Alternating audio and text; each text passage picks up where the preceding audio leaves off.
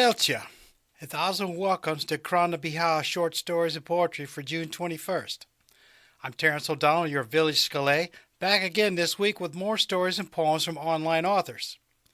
I have 4 short stories this week. We have chapter 21 of the ongoing story From Beyond the Waterwall, a short science fiction story by a Substack writer, a science fiction horror story, and part 2 of the young adult story about Renae and the pixie. So gather you round once more. Let me read you to you Under the Shade of the Crann, the Tree of Life. So my first story is chapter 21, From Beyond the Waterwall, The General's Dream by Dawn Woodby, published in the Fiction Writer's Den. Previously, as Aegon ascends to power, Mars, Wren, Trench, Spike, and Abby discuss how to move forward. Aegon sat comfortably on his couch inside the room where he worked as Secretary of Defense when an old man dressed in a uniform covered with badges, Holger, stormed in. He removed his cap, revealing his thin white hair. The many badges hanging on his uniform sounded like a bell. Holger was Aegon's assistant and second in command in the Department of Defense. "It's done, sir," Holger said, twiddling his long white mustache. "The Vice President's mansion is ready to receive you and your family." He put down his cigarette in the ashtray and looked up, blue smoke in the air. He smiled slightly and stood up with both hands pressing his long rosewood table. "It's a pity about Bogus Palace, right, General? It would have been a good place to live." "They inform me it's going to take a couple of months to rebuild it," Holger said, "but we'll make sure you have all the comfort you can get." "It was really a disaster that they were able to kill Bogus so easily," Aegon smirked and ambled toward the general, stopping one step away from him. "And to think that we thought we had dismantled all the terror cells." Holger was still static, legs spread, hands behind his back. "Where are my manners, General? You can rest." Holger assumed a more relaxed position. "We're still searching for the terrorists that attacked the palace, sir. No luck yet." Aegon strolled around the room and stopped in front of the high bookshelf, completely organized and clean, as if it hadn't been touched for a long time. "Don't waste too many resources on the search," he said. "They did us a favor, after all. You see, Bogus was a great man, but he was too soft. He lacked the assertiveness to make tough decisions. Do you think you're up to the task of filling the position I was in before, General?" "I do, sir. I certainly do." "We'll see. You can go now, but don't forget to set everything up for the next day. I want to be in the cave. Don't forget the scientists." "Of course, sir. Excuse me." Holger saluted him and rushed out of the room. Aegon leaned on his reclinable chair and put his right hand on his chin. Being the man in charge had been his ambition for many years since he joined the army. The opportunity rose after Bogus' death, and he took it. Now, it was not exactly what he expected. The bureaucracy of such a position contrasted with his hands-on mentality. On the other hand, he could delegate whatever was necessary. He only needed more experience on the job. It was only at the door of his new home that he noticed he had driven himself to his place. The leader wasn't supposed to do that. Bogus had always 3 security officers around him. Aegon was not used to that. He did his own security for a long time. "They will annoy me about this tomorrow," he thought to himself. "Daddy!" his 2 children screamed simultaneously as he entered his home. A blonde girl and a boy with brown hair, both around 8 years old, ran toward him and jumped into his arms. "You came early today, honey," Crystal said, kissing him on the lips. "I'm going to go cook dinner." Crystal, Aegon's wife, was in her late 30s. Her long brown hair fell on her face, but couldn't hide her blue eyes. Her slim figure and constant smile revealed her care for herself. They had been married for over 10 years, and she stood by his side during his whole career. He considered himself a lucky man. After all, it wasn't easy finding someone who was exactly what you always look for. Soon after the wedding, she dropped her career as a professor to stay home and spend time with the kids. It paid off. She was the wife of the most powerful man in the country. After dinner, Aegon lay with the kids on their shared bed until they fell asleep and went to his room. His wife brushed her hair in front of the vanity table. "Everything is in place now," he thought to himself, gawking at her nightgown. "They said we could move to the new place tomorrow," he said, sitting on the bed. She looked deep into his eyes. "Are you sure you want us to move? We have always lived here." "I know, but we're moving up, babe. I know, but we are moving up, babe. The first stop is there. Next, we'll be in the presidential mansion. His tone was cold and low. Years in a military career, leading many men, some too agitated, some too apathetic, have taught him to keep a serious and cool semblance at all moments. One of the things his wife loved about him. Crystal exhaled deeply and leaned toward him. Couldn't we simply stay here until the official one is ready? It's about the publicity. We're in power now. We have to be in the center. I think I will miss our life here. It used to be so much simpler. I know, but hear me out. I just need a couple of years. I will make this country the way we always wanted. Then I'm out and we can enjoy our simple life again. You will never be out, honey. We both know that, she said softly, and exhaled, letting out a semblance of disappointment. He sat up and held her hand. You know, we found something very weird inside a cave. She squinted. What do you mean? It's too soon to tell, he said flatly, but it seems to be some kind of portal. She tilted her head silently and threw him a look of bewilderment. We still don't know much about it, he continued, but some of our soldiers were looking for a place to install a base to protect our marine border. There was a waterfall inside. I don't know what they were doing there, but one of them went inside it. Her eyes widened. What do you mean inside? That's the thing, he said. We still don't know exactly. When they went inside, they came back saying that there was another place full of more waterfalls, and each one led to another cave. We sent explorers, but they are yet to come back. For the next couple of days, I'm going to be there monitoring it closely. That makes no sense, she said, shaking her head. I'm sure it's just how the place was formed. Could be. But it's not a big cave. It can't be just that. We will still look it up closely, but considering everything, it really looks like a portal, whatever that means. Why haven't you told me about this before? It was still pretty new. I went there frequently, but not on those last couple of days, considering all that happened. I will tell you if I get more news. The next few days, we're going to camp there. Please be careful, she said, leaning forward and placing both hands on his leg. There's nothing to worry about, he said. No one knows about that place. It's just an extra safety measure. What about the killings? I mean, I know there's nothing to worry about the vice president being killed, but what about Bogus? I still don't know what happened there. He was just executed. What a horrible thing. Aegon smiled and snorted. Crystal looked at him as if waiting for an answer. You don't have to worry. The city was completely turned upside down. They have to be hiding outside. They wouldn't dare showing their faces again. I'm sure they know I'm in power now, and that means zero tolerance for this scum. Sometimes they think you are too harsh, she said as she lay down and turned her back to him. That's why I'm where I am. What about your number two? How's it going? You mean Holger? He said, shaking his head. He's just a bureaucrat. He's there to fill a role. His job is to do whatever I find too boring to do myself. He's a pawn. I have a better man now, Reed. He's a good man. He's been with us for some time already and has proven himself over and over again. Everyone in his past thinks he's dead, so that can be a huge asset.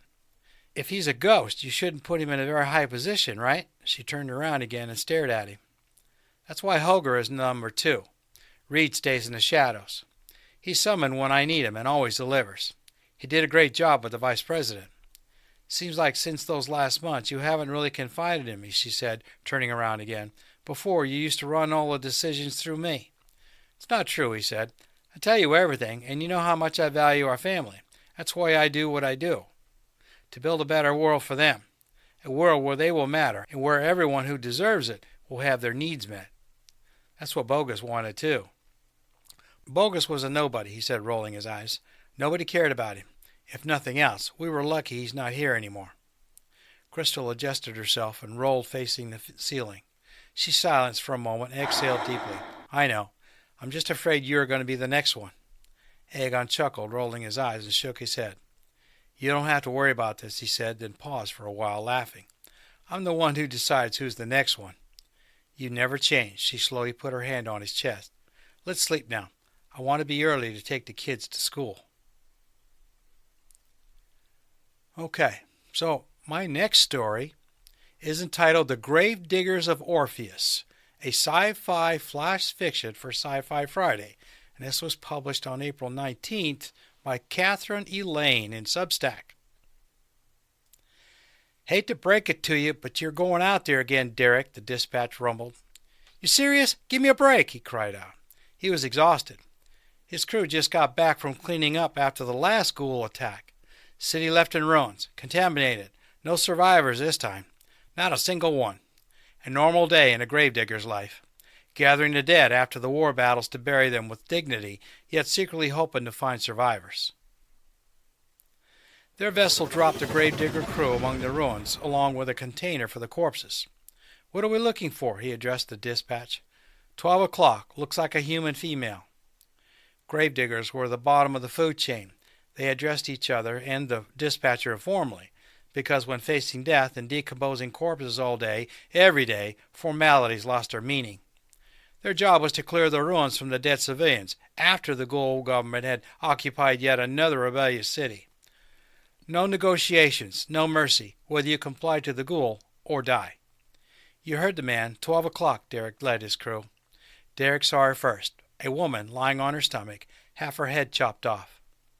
Bullet holes all over her back.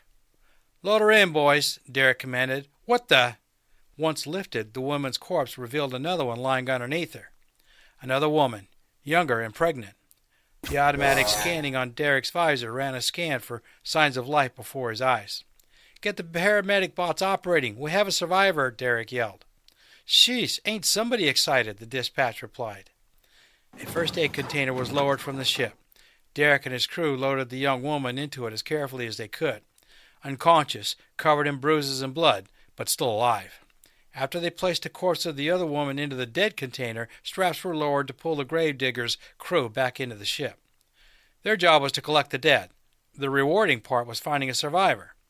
"Yeah, we got one," Derek said quietly, whilst the cord pulled him back into the ship. Moments like these made his job all worthwhile. So she writes a lot more of these, and I'm going to be finding more of them for you here going down the road, so just stand by. So my third story is called Bane, a ruthless invader determined to thrive. So before I get started on that, I'm going to take a break, and I'll read the last two stories after my little commercial break here.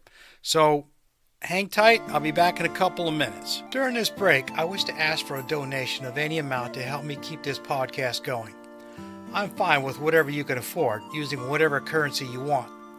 I've set up a donation tab on the Crann Stories and Poetry webpage at rss.com and a donation page on my website at www.crannbeatha.com using PayPal for your security. Don't worry about the exchange rates, as PayPal takes care of that for us. If you like this podcast, please like, subscribe, and share it with everyone you know in your social circles, as the writers I showcase in this podcast deserve all the exposure they can get. I created this podcast for them because I love to read their work, and I believe it should be shared with the whole world. Now I want to explain how to find my website. Since this show is audio only, just write down the website name from the podcast image showing here and search for it. Visitors finding the website for the first time will reach the welcome page to learn a little bit about what's inside. You'll see the homepage link at the bottom of the page. Click on it if you wish to enter my world. Once on the homepage, you'll see the menu bar at the top where there are links to the pages in the website. Feel free to look around all you want. If you should happen to buy one of my books, all the better. Thank you for your support.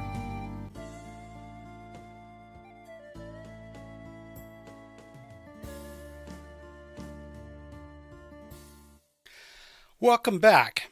So as I said just before the break, my third story is called Bane, a ruthless invader determined to thrive, by Catherine Moore, published in the Kraken Lore.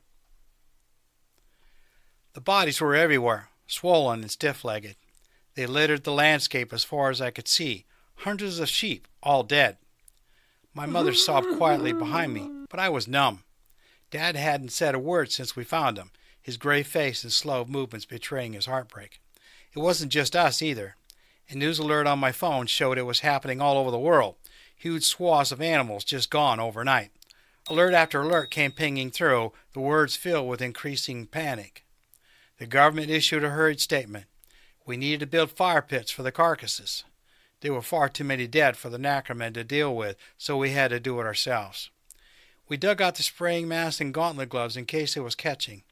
Dad fetched the tractor, barely able to haul himself into the cab. He was shaking so much, and dug the pit. We spent the day hauling the carcasses into the tractor bucket and dumping them in a pit. Mom was still silently weeping, the tears soaking into her mask until it drooped on her face. None of us suggested stopping for lunch. The thought of food made me feel sick. We trudged on through the afternoon sun, stopping only to gulp cold water and wipe the sweat off before silently carrying on. "That's enough," Mom said firmly, her hand on my dad's arm. "We need a rest. We can carry on tomorrow." The sun had long since set, the tractor headlights painfully bright as he speared through the gloom. We made our way back towards the house, staggering with a mix of uneven ground and exhaustion. As we passed the pit, I couldn't help but look. Something moved. A leg twitched, and I felt a sharp stab of panic and hope. Something was alive? Oh God, what if they weren't really dead and we'd piled them all up? They'd suffocate. I broke into a run, my parents calling my name in alarm, but I ignored them, throwing myself at the side of the pit. My father caught me just as I tried to slide in. "What are you doing?" he demanded. "You can't go in there." He was furious, but I knew his anger wasn't really at me. Something moved. I saw it. My tears I couldn't shed earlier clawed at my throat.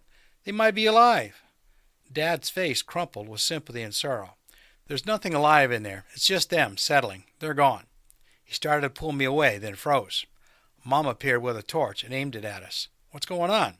"There's—" Dad's voice trailed off uncertainly, and he pointed at the bodies. Mom shone the flashlight into the pit and sucked in a shocked breath. In the beam of light, we could see upturned legs twitching and jerking. "Oh God," Mom whimpered, hands over her mouth. My dad still gripped my arm tight, not letting me move closer. A wet ripping sound rang out, halting my struggles abruptly, the air filling with a rotten, acrid stench. The torchlight wobbled in Mom's trembling hands, making it hard to see. My throat was tight, a combination of fear and the smell making it hard to breathe. Mom pulled us back, and I stumbled, unable to take my eyes off the spasming corpses. Something was very wrong. A clicking noise rose from the pit, and things began to move on the surface. The torchlight flashed wildly above the scene, briefly illuminating some sort of giant insect crawling from the sheep's stomach, its carapace glistening wetly. A dark tide swept over the sides of the pit, a writhing mass of too many legs and strange clicking sounds flowing towards us with alarming speed. We turned and ran. I didn't know where we were going, blindly following my parents, choking back a scream of terror. Everything felt horribly dreamlike, where I would try to run away from some nocturnal monster, but my legs were too heavy and my voice had vanished, only to wake suddenly gasping with relief. I tripped and slammed into the ground, my lips splitting against my teeth. This wasn't a dream. I wasn't going to wake up in my comfy bed, safe and warm this time. Dad hauled me out, barely giving me time to find my feet, and we staggered on. Spitting blood, I glanced back, unable to stop myself. They were getting closer. Worse, I could hear clicking coming from all around us as they burst from the bodies we hadn't collected yet. "Quick, in the tractor," Dad panted, opening the cab door. He shoved me and Mom up the steps and squeezed in after us. The door wouldn't close. The cab was too small for all of us. I threw myself over the back of the seat to the tiny gap behind it and slammed the back window shut. Dad finally got the door latched and slumped against it, his breath fogging the glass, as Mom's soft whimper sounded in time with her gasp for air. We watched in horrified silence as the mass of creatures bore down on the tractor. The clicking grew frantic, the faster things crawling over the top of the slower ones in their eagerness. They reached the tractor and forged on, breaking against it like a wave before starting to climb it. Their hard black bodies scraped against the metal and glass like so many tiny forks screeching against dinner plates. Their feet seemed to grip anything, climbing the glass windows with ease, the rancid smell growing stronger as more of them appeared. The inside of the tractor grew darker as they swarmed over it, blocking any trace of light. It grew so loud I put my hands over my ears, unable to stand it. My heartbeat thundered in my ears, and I let out a scream as something touched my arm. It was my mom, rubbing a shaking hand on the only part of me she could reach. "It's okay," she said in a trembling voice, her wide eyes a contrast to her soothing words. "It's okay. They can't get in here. We'll just have to wait until they leave." What if they don't leave? I wanted to ask, but I was too afraid of the answer. We hunkered in a small cab for what felt like an eternity, listening to the scratching and clicking as the creatures tried to bite through the machine to get to us. Eventually, they began to move off, glimmers of moonlight showing in the gaps between their bodies. The last few finally dropped off and scuttled after the tide, leaving my ears throbbing in a sudden quiet. We still didn't move. Who knew if they were really gone? After many long, anxious minutes, Dad started the tractor. I'd had to unpeel my fingers from the back of the seat so he could sit down, the digits white and stiff from gripping so hard. He turned the lights off, and we all stared around wildly in case the noise brought them back. "I can't see anything," I finally said in a quiet voice, and Mum agreed. We slowly drove back to the farmhouse, wide eyes constantly scanning the surroundings for any movement. Mum let out a muffled shriek that had Dad stamping on the brakes, but it was only an owl. "I'm sorry, I just saw it move, and I thought it was one of them," she mumbled, eyes downcast.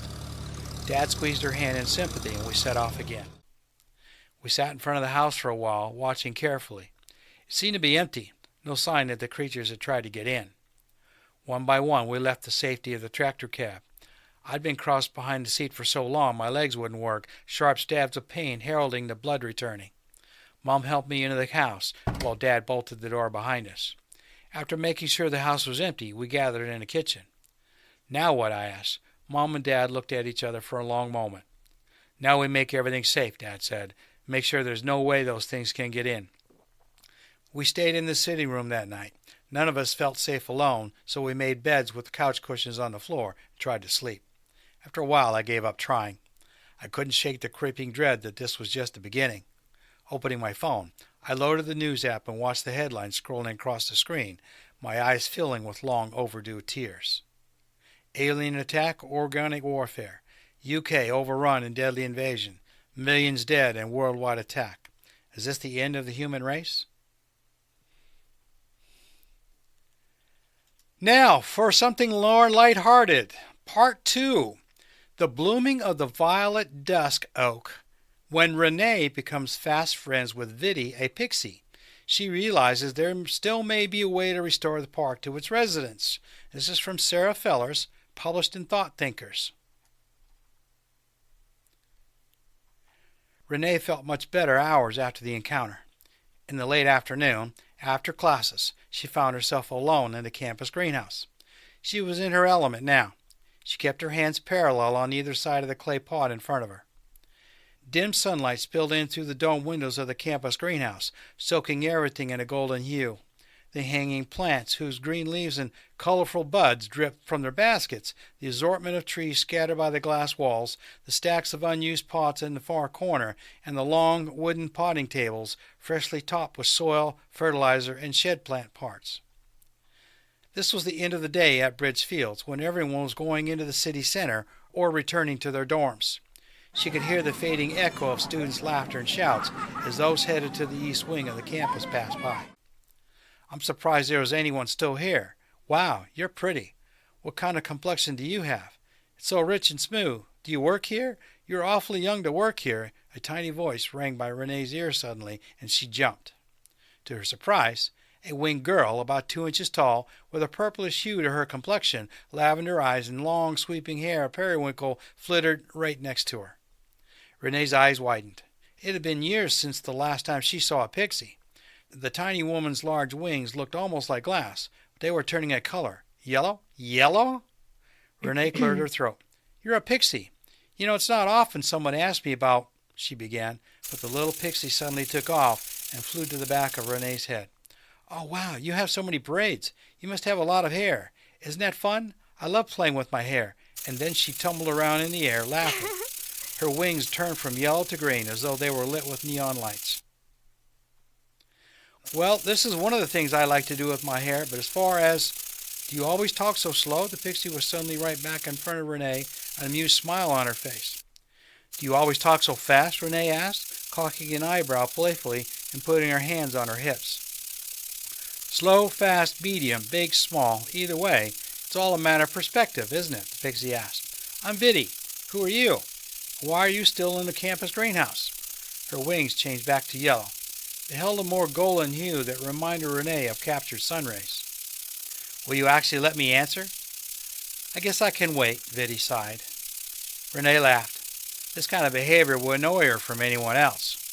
But somehow pixies managed to make everything seem cute. Besides, Viddy was harmless. Curious, but harmless. "My name is Renae Amer. It's nice to meet you, Viddy. I'm staying late because I'm trying to raise raindrop roses for the raising competition tomorrow. The top 3 winners will get to see the violet dusk oak bloom next week. It only happens once a decade. Vidi's face fell at the mention of the tree. She dropped down to the potting table amid a few decaying petals, and her wings turned blue. Renae instantly knew what was wrong. "Wait, you're one of the pixies that lived in Dusk Oak Park, aren't you?" Vidi nodded slowly. "I was in training to be the next spring priestess. I would have accompanied the queen to the tree for the ceremony. But then all those vampires came." She shuddered and hugged herself. "I would think that if anyone knew what it meant to be an outcast, it would be vampires," she muttered. Vampires had come a long way from their days of attacking people for blood. As beings who would suffer mana starvation without it, they have been driven to unspeakable acts for their own survival. This long history made vampires a plague on the world, or at least it made them appear that way. They became hunted, exiled, and purged beings across the 12 planets. Mana was a natural energy source that gave most beings their magical abilities. However, for some, their bodies had evolved a dependence on it. Vampires were the most extreme version of this, as their bodies would eventually collapse without it. Blood intake was the only way their systems could process the mana. And then, one day, a half-vampire discovered his secret origins. The truth about his father, and why satisfying his bloodlust strengthened his otherwise weak body. This boy, Timothy Vera, also had an amazing gift for mana chemistry. He would become the inventor of mana blood, synthetic blood with all the same properties, makeup, and elements found in normal mana-rich blood, what the vampires needed to survive. 80 years later, mana blood has become a staple across 12 worlds. But people are still wary of vampires. Vidi looked innocently at Renae. Renae sighed. She hadn't considered that Bobby's behavior may have had more than one explanation. Bobby honestly seemed to believe that exiling the pixies and nymphs to the city would help them. But did anyone in the Nocturne even talk to them? Had Bobby even met a pixie before? Or a nymph, for that matter? I wonder if Bobby actually met one. If she actually saw for herself the harm her family is really doing, would she change her mind? If it could even change her father's mind, Renae wondered, watching Vidi flit around the pot she had been trying to spell. The pixie was intent on it, as though she were expecting flowers to rise up out of the soil at any minute. Vampires should remember what it's like to be outcasts. They still are in some circles. Maybe Bobby and her Nocturne don't realize what they have become while trying so hard to be accepted themselves. Renae gave Vidi a gentle smile, which was returned with a bright, warm gaze. Renae would have to gather her courage and confront Bobby with Vidi. It wasn't going to be easy, and it was a long shot. But it was one last chance to save the Violet Dust Park and restore it to the pixies and the nymphs. So, that's all the stories I have for you this week. Part 3 of this one will be out next week. So with that, I'll say goodbye, and I hope everybody returns again next week for more stories and poetry. Sláinte. I want to invite everyone to listen to Crann Beatha Stories and Poetry every Monday night at 11 p.m. Eastern Time on Reese Across America Radio. Search out www.reeseacrossamerica.org/radio by typing in the word Reese in these mobile apps, iHeartRadio, Odyssey, or TuneIn. Or find them on a web browser to listen to the show and support WAA Radio. That's Whiskey Alpha Alpha Radio. Reese Across America is a nonprofit radio station in Portland, Maine, USA that supports veterans programs and organizations. By tuning in, you are helping support veterans across the U.S., so search them out, enjoy the shows they have to offer, and thank a veteran while you're at it, no matter where you are in the world. Guramahagat. Thank you for listening to the show today. I hope you enjoyed the variety of stories and poems again this week. If you like the show, please like, subscribe, and reply, as this goes a long way towards reaching more listeners around the world. As a Shanke, I hope you will allow me to continue delighting you with a story or poem here under the Crann Beatha. Maybe they will bring you a smile, take you away from your troubles for a time. As I say goodbye this week, I wish to leave you with this Irish blessing as you go about your day. May your path rise up to meet you, and the sun warm your bonnet as you walk down the lane to the pub. May your friends and relations bring you a pint after you retell these stories and poems I give you here. Slán go fóill. Goodbye for now.